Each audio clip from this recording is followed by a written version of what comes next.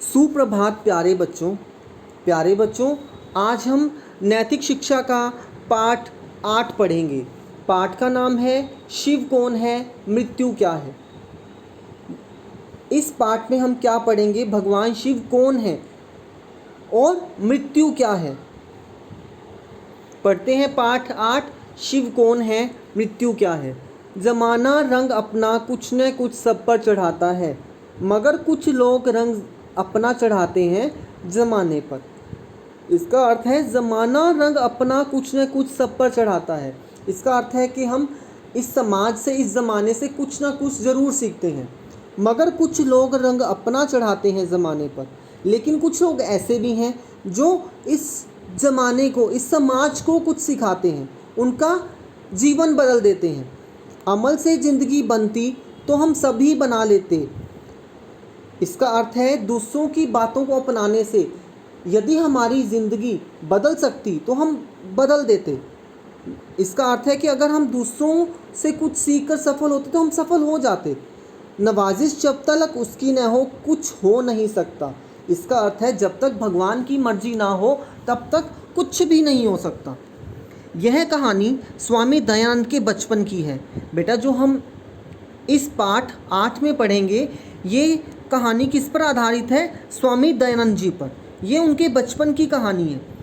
उनके हृदय में ऊपर लिखी तो जिज्ञासाएं उत्पन्न हुई। इन जिज्ञासाओं का समाधान खोजकर उन्होंने ज़माने पर अपना रंग चढ़ा दिया। इसका अर्थ है स्वामी दयानंद जी ने इस ज़माने को, इस समाज को बदल दिया। गुजरात काठियावाड़ राज्य में टंकारा नाम का एक छोटा सा नगर था। गुजरात राज्य में टंकारा नाम का एक छोटा सा नगर था, जिसको आप, नगर का अर्थ है जिसको आप कॉलोनी बोलते हो। यहाँ आज से लगभग 1 शताब्दी पूर्व एक ब्राह्मण परिवार रहता था। 1 शताब्दी पूर्व का अर्थ है 100 वर्ष पहले। 1 शताब्दी पूर्व एक ब्राह्मण परिवार रहता था। इस परिवार के मुखिया करशन जी थे। जो उस परिवार के मुखिया थे उनका नाम क्या था? करशन जी। यह परिवार धन धान्य से संपन्न था। धन धान्य से संपन्न होने का अर्थ है उनके पास सभी सुख सुविधाएं थी। करशन जी शिव भक्त थे। करशन जी कौन थे? शिव भक्त थे। इसका अर्थ है वो भगवान शिव को मानने वाले थे, भगवान शिव की पूजा करते थे। इनके घर फाल्गुन कृष्णा दशमी संवत 1881 सन 1824 में एक बालक ने जन्म लिया, जिसका नाम मूल शंकर रखा गया। करशन जी के घर 1824 में एक बालक ने जन्म लिया और करशन जी ने अपने पुत्र का नाम क्या रखा? मूल शंकर। किसी को क्या पता था कि यह बालक संसार को जीवन ज्योति प्रदान करेगा। जीवन ज्योति प्रदान करने का अर्थ है वो इस संसार को बदल देगा, इस संसार में फैले हुए पाखंडों को ख़त्म कर देगा, पाखंडों में फंसे हुए लोगों को ज्ञान का प्रकाश देकर सन्मार्ग पर चलाएगा। इसका अर्थ है कि वो पाखंडों को, किसी को क्या पता था कि जो मूल शंकर, जो आगे चलकर स्वामी दयानंद जी कहलाए, किसी को क्या पता था कि वो इस संसार को बदल देंगे या फिर जो संसार में पाखंड फैले हुए हैं उनको ख़त्म कर देंगे। पिता पौराणिक परिपाटी के शिव भक्त थे। इसका अर्थ है वो भगवान शिव में अथाह विश्वास रखते थे, अतः वे पुत्र को भी अपने जैसा शिव भक्त ही बनाना चाहते थे। वे उसे बचपन से ही शिव पुराण की कथाएं सुनाया करते थे। जो करशन जी थे वो अपने पुत्र मूलशंकर को बचपन से ही भगवान शिव से संबंधित कथाएं सुनाया करते थे। आगे पढ़ते हैं बेटा।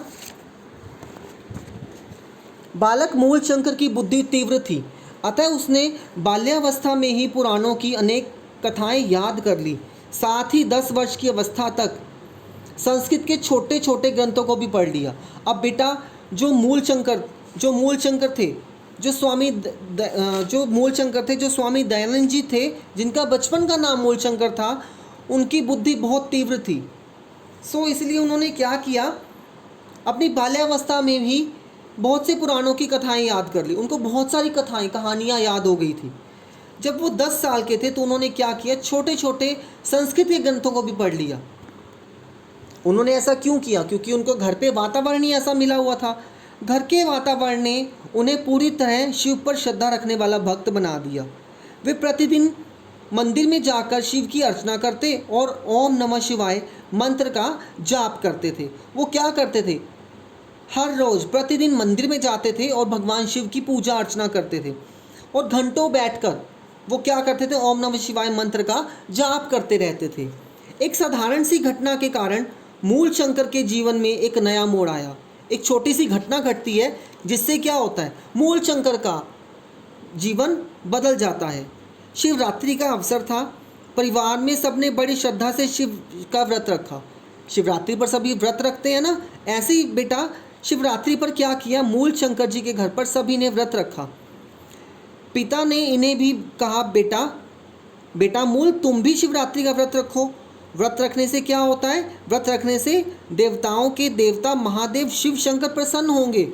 अब ये उनके पिता कृष्ण जी उनको कह रहे हैं कि बेटा आप भी शिवरात्रि का व्रत रखो।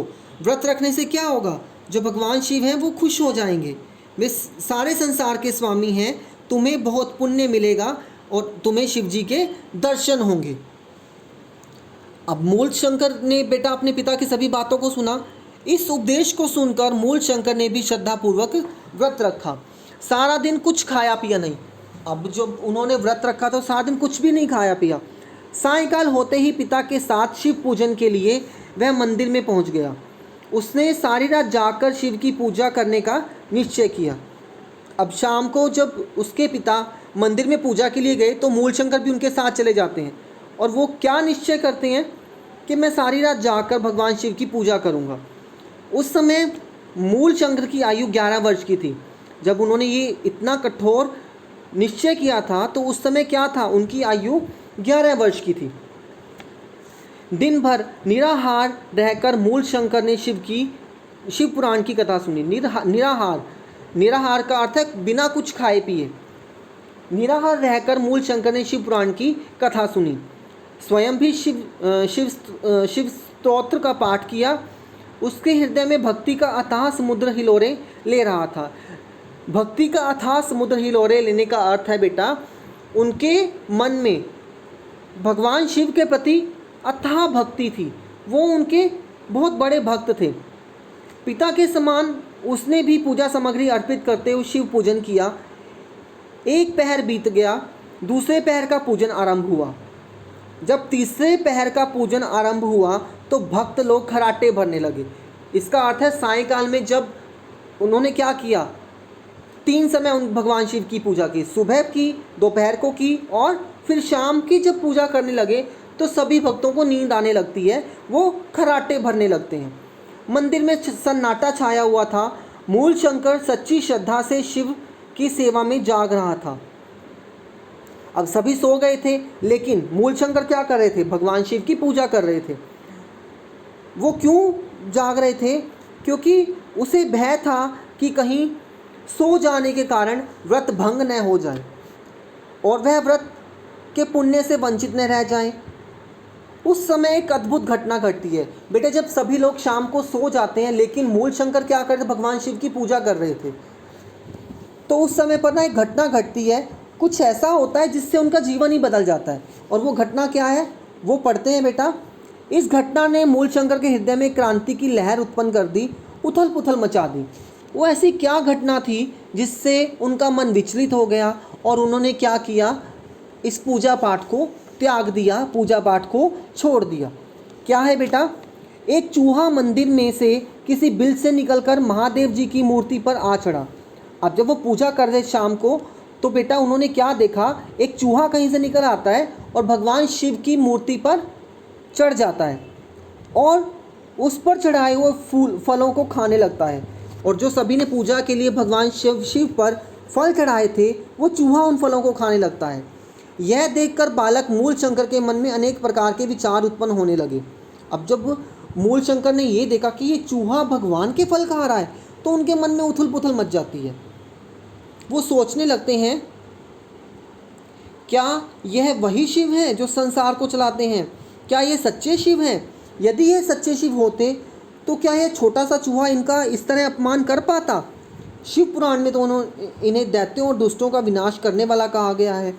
जब उन्होंने शिव पुराण की कथा पढ़ी थी तो उसमें क्या था, भगवान शिव ने अनेक दैत्यों का मार गिराया था, क्योंकि वो दैत्य वो राक्षस क्या करते, सभी को परेशान करते थे, इसलिए भगवान शिव ने उनको मार दिया था। तो क्या संसार का उत्पादक, पालक और संहारक शिव कोई और है? यदि वह है तो कौन है और कैसे हैं? अब बेटा, जब वो चूहा भगवान शिव पर चढ़कर उनके चढ़ाए हुए फलों को खाता है, तो मूलशंकर को ये लगता है कि ये सच्चे शिव नहीं है, भगवान तो कोई और है। यदि वो है तो वो कौन है और कैसा है? अपने शंकाओं के समाधान के लिए मूलशंकर ने समीप ही सो रहे पिता को जगाया। अब जब उन्होंने इस घटना को देखा तो उन्होंने क्या किया, अपने पिता को उठाया। कर्षण जी उनके प्रश्नों का उत्तर न दे सके। जब उन्होंने इस बारे में पूछा तो उनके पिता के पास भी इसका कोई उत्तर नहीं था। उन्होंने झुंझलाकर शिव के बारे में ऐसी बात न करने को कहा। अब क्या झुंझलाकर मीन्स, इसका झुंझलाने का अर्थ क्या है, गुस्से में आ जाना। उनको डांट लगा दी, उनको डांट दिया और शिव के बारे में ऐसा न कहने को कहा। परंतु मूलशंकर अभी भी सोच रहा था कि यह सच्चा शिव नहीं हो सकता। जो अपने ऊपर से एक छोटे से चूहे को नहीं हटा सकता, वह हमारी और संसार की रक्षा कैसे कर सकता है? इस उद्विग्नता में वह मंदिर से उठकर चला आया। उद्विग्नता का अर्थ है बेटा, जो उनके मन में उथल पुथल हो रही थी, जो अशांति थी, इसलिए वो मंदिर से उठकर आ गए। पानी पीकर व्रत भी तोड़ दिया। अब देखो बेटा, उन्होंने सुबह से शाम तक व्रत रखा हुआ था, लेकिन एक छोटी सी, और वो क्या थे, सच्चे शिव भक्त थे, लेकिन एक छोटी सी घटना घटी और उन्होंने क्या किया, अपना व्रत भी तोड़ दिया, व्रत भंग कर दिया, क्योंकि उनको शिव पर अब आस्था नहीं रही थी।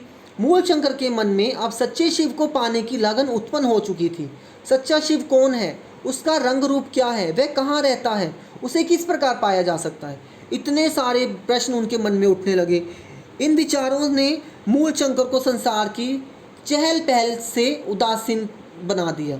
अब देखो बेटा, पहले क्या था, जो मूलशंकर थे वो अपने माता पिता के साथ रहते थे, हंसी खुशी रहते थे, भगवान शिव की पूजा करते थे, लेकिन उस छोटी सी घटना ने क्या किया, उनको उदास कर दिया।